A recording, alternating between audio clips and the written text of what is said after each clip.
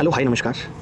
मैं अभिनय आप सबका स्वागत करता हूँ। कैसे हैं दोस्तों? उम्मीद करते हैं अच्छे होंगे। तो कल एक टाइप आपने जो आखिरी में पढ़ा था कल शाम क्लास में, वो ये था कि एक मिक्सचर में है दूध पानी का, और उसमें से आप कुछ मिक्सचर निकाल के पानी ऐड करते हो। जनरली दूध या भी ऐसे ही करते हैं, जिनकी डेयरी होती है वो क्या करते हैं, दूध निकाला कम दिख रहा है और पानी डाल दिया।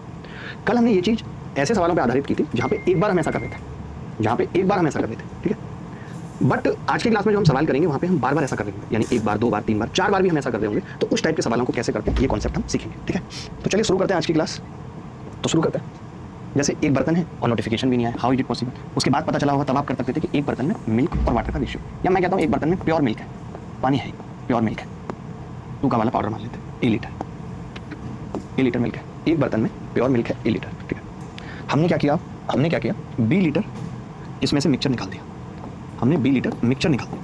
निकाल सकते हैं क्या हुआ? ठीक है, आपने देखा कि बी लीटर मिक्सचर निकाल दिया। तो अब बी लीटर मिक्सचर निकाला और हमने क्या किया है उसके बाद बी लीटर पानी ऐड कर दिया, से वाटर ऐड कर दिया। तो अब जो नया बर्तन बनेगा उसमें पहली बात तो ये कि सिर्फ मिक्सचर नहीं होगा, मिल्क और वाटर दोनों होंगे, ठीक है। आपने बी लीटर मिक्सचर निकाला था। टोटल मिक्सचर अगर मैं कहूँ आपसे तो टोटल अभी भी ए लीटर होगा, टोटल अभी भी ए लीटर। लेकिन जब आप बार बार ये चीज़ करोगे तो पहले तो आप ये समझो कि यहाँ पे मिक्सचर नहीं निकलेगा, क्योंकि टोटल मिल्क ही है, तो यहाँ पे मिल्क ही निकलेगा। कि हम क्या करते हैं, टोटल मिक्सचर को मिल्क मान लेते हैं, मिल्क को टोटल मिक्सचर मान लेते हैं। आपने कहा कि जी प्योर मिल्क था, ए लीटर था, बी लीटर मिल्क निकाला। अब अगर मैं दोबारा फिर से बी लीटर निकालूंगा तो अब बी लीटर मिक्सचर निकलेगा और हम बी लीटर वाटर ऐड करेंगे, बी लीटर वाटर ऐड करेंगे। तो क्या होगा कि टोटल मिश्रण तो अभी भी ए लीटर होगा, टोटल ए लीटर मिक्सचर होगा। आपको लेकिन ये बात समझनी पड़ेगी कि इस प्रोसेस में यहाँ से यहाँ तक, यहाँ से यहाँ तक और वापस आने में मिल्क लगातार डिक्रीज हो रहा है, मिल्क डिक्रीज हो रहा है।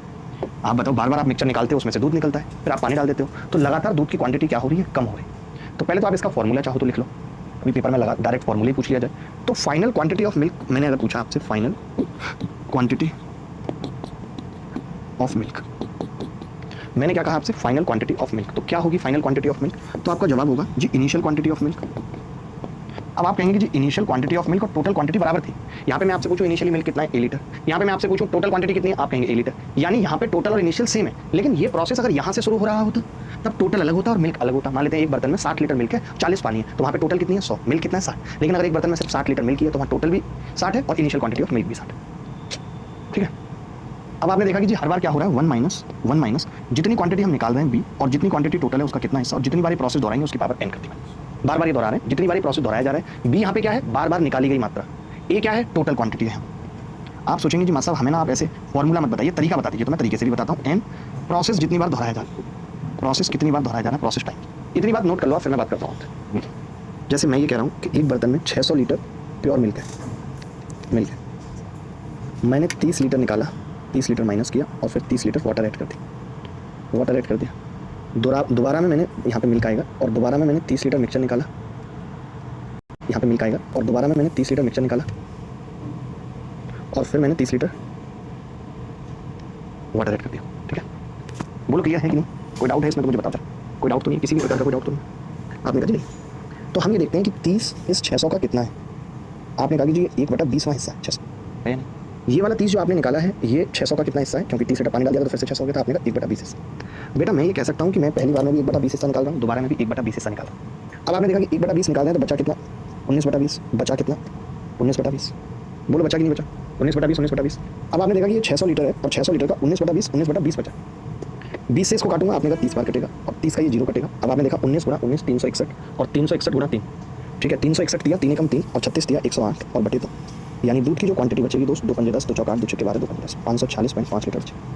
कंसेप्ट समझ आया? अगर 600 लीटर मिल्क था, आपने 30 लीटर निकाल के 30 लीटर पानी डाल दिया, फिर 30 लीटर निकाल के 30 लीटर पानी डाल दिया, तो मैंने कहा 30 लीटर उस 600 का कितना हिस्सा है? आपने कहा 1/20 हिस्सा है। यही तो हम पढ़ रहे थे कि हम मिक्सचर का जितना हिस्सा निकालेंगे उतना हिस्सा ही दूध का निकलेगा, यानी कि 1/20 हिस्सा दूध का निकला है तो दूध का 19/20वां हिस्सा बचा है। बोलो भाई।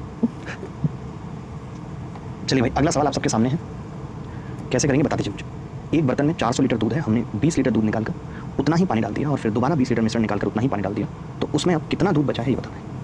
कितना दूध बचा है ये बताना है। देखिए एक बर्तन में 400 लीटर दूध है, हमने 20 लीटर दूध निकालकर उतना ही पानी डाल दिया और फिर दोबारा 20 लीटर मिश्रण निकालकर उतना ही पानी डाल दिया, तो उसमें अब कितना दूध बचा है। मैंने कहा 400 लीटर था बेटा, आप कितना निकाल रहे हो? आपने कहा हम 20/400 निकाल रहे हैं, पहली बार में 1/20 बच रहा है। हम दोबारा में भी 20/400 निकाल रहे हैं, 1/20 बच रहा है कि नहीं? आपने कहा कि जी 400 का 1/20 निकलेगा, 19/20 बचेगा, दोबारा में भी 19/20 बचेगा। 20 से 400 कट गया, 19 19 से हम 361, तो हम कह सकते हैं 361 रिंग रोड पे गाड़ी आज भगाएंगे।